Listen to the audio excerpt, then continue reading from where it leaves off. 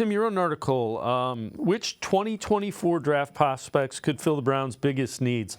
Came away with a couple of names that are intriguing. So you got wide receiver Jalen Polk, a guy from the Washington Huskies who played for the national championship against Michigan. Running back Audric Estime, Notre Dame, big guy, physical running back. Defensive tackle Chris Jenkins from Michigan, also in that national championship game. Take us through, let's start with Polk. What do you like about him? What do you think fits with what the Browns need?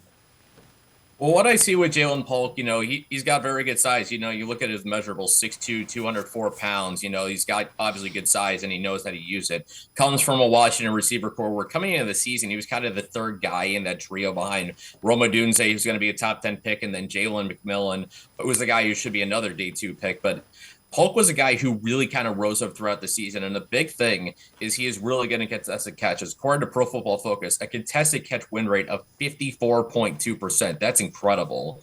69 catches, 1,159 yards, 9 touchdowns, had a big game against Texas in the Sugar Bowl. May not be the fastest guy, but he adds more size on the outside. You can pair him with Amari Cooper and Cedric Tillman. All of a sudden, you have a couple good tall receivers out there for Deshaun Watson to throw the football to. And I think, you had Quincy on earlier. He was talking about taller receivers, and I think Jalen Polk kind of fits into that mold. And in general, when I look at this class of receiver, it's outstanding. I mean, when I get to my draft rankings for positions, this might be my number one position because it's deep. There's a lot of guys I like, maybe higher than Jalen Polk, guys like Troy Franklin, Adonai Mitchell, Ladd McConkey, but I doubt I don't know if those guys will be there when the Browns pick, 44, 54, 55, whenever that is. So that's kind of what I look at for receiver. Going off to running back, I look at Audric Estime. What I find interesting with Estime, his measurables are the exact same as Nick Chubb, 100% the same. 5'11", 227 pounds. Getting to watch Notre Dame, this is a guy who is a big,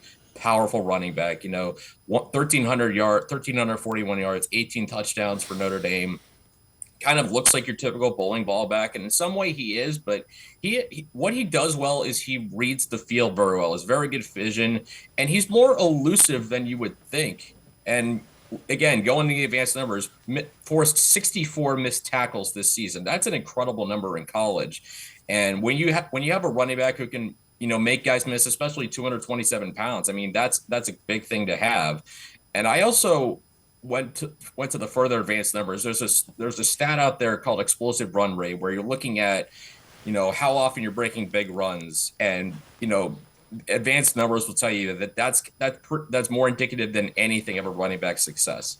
Audric Estime on his runs this season, 10.5% of the time he gained 15 yards or more, and that's impressive. That's a high number compared to Nick Chubb in his draft year.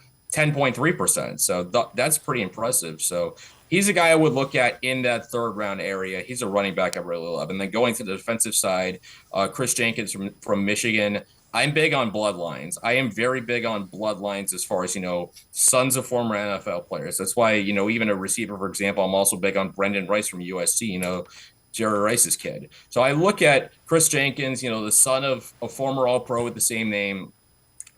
Great size, 6'3", 305 pounds, a tremendous athlete. If you look at Bruce Feldman of The Athletic, he does his annual Freaks list, which is a ranking of the most athletic guys in college football. Chris Jenkins is very high up on that list. Tremendous run defender, incredible athlete. He's great at stopping the run, which is something the Browns could always continue to have. Another good, run-stopping defensive tackle. Jenkins does that, I think, with tremendous mobility and power. He just kind of needs to get his pass rush moves harnessed a little bit. I think when that happens, over the course of his career, you could really have something in that interior. Let me ask you about a guy that played with him in Michigan. What do you think about Blake Corum, the running back? Does he fit with what the Browns might be looking for? From a talent perspective, I would say yes. I mean, there's no question Blake Corum is one of the most talented backs in college football. I mean, you could just see, what he's done the last 3 seasons, especially this year, running for big yards. I mean, the way he played against Alabama, coming up with that clutch go-ahead touchdown overtime.